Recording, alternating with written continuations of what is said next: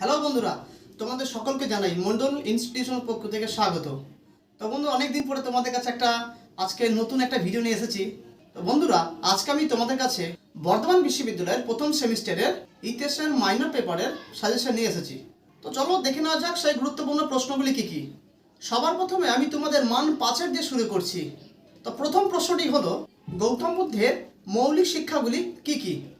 দ্বিতীয় প্রশ্নটি লিখেছি, গান্ধার শিল্পকলার বৈশিষ্ট্য লেখো। তৃতীয় প্রশ্নটি হচ্ছে, মগধের সম্প্রসারণের কারণ। 4 নম্বর প্রশ্নটি হলো, নব্যপ্রস্তর যুগের বিপ্লব বলতে কি বোঝো।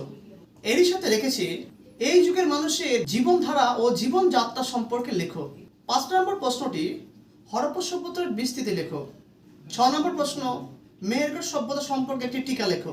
7 নম্বর প্রশ্ন, মৌর্য যুগের শিল্পকলা সম্পর্কে লেখো। 8 নম্বর প্রশ্নটি হলো, প্রাচীন ভারতের ইতিহাসের উপাদান হিসাবে লিপি, মুদ্রা ও সাহিত্যিক উপাদানটি লেখো। 9 নম্বর প্রশ্নটি হলো, বৈদিক যুগের অর্থনৈতিক, সামাজিক ও রাজনৈতিক জীবন সম্পর্কে লেখো।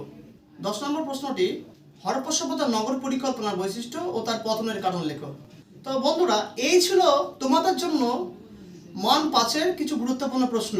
এখন আমি মান 10 জন্য যে সমস্ত গুরুত্বপূর্ণ প্রশ্নগুলো রেখেছি সেগুলি হলো, প্রথম প্রশ্নটি হলো, মৌর্য সাম্রাজ্যের পতনে অশোকের দায়িত্ব, অথবা মৌর্য সাম্রাজ্যের পতনে ব্রাহ্মণ্য বিপ্লব কতটা দায়ী ছিল। দ্বিতীয় প্রশ্নটি হলো, প্রাচীন ভারতে গুপ্ত যুগকে কি সুবর্ণ যুগ বলা যায়, তোমার মতের সপক্ষে যুক্তি দাও।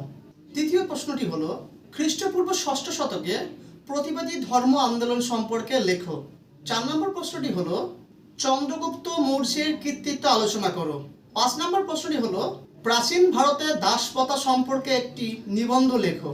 তো বন্ধুরা, তোমার জন্য শেষ প্রশ্নটি হলো, জৈন ধর্ম প্রচারে মহাবীরের ভূমিকা আলোচনা করো। তো এই ছিল আজকে তোমাদের জন্য কিছু গুরুত্বপূর্ণ প্রশ্ন, যেগুলো তোমরা পড়লে পরীক্ষা হলে অতি অবশ্যই 100% কমন পাবেই পাবে। ভিডিওটি ভালো লাগলে তোমরা অতি অবশ্যই সাবস্ক্রাইব করে পাশে থেকো, এবং তোমরা আর কোন কোন বিষয়ের উপর সাজেশন চাইছো অতি অবশ্যই কমেন্ট বক্সে আমাকে জানাও। তো বন্ধুরা, আজকে আমি এখানেই শেষ করছি। দেখা হবে পরবর্তী ভিডিওতে।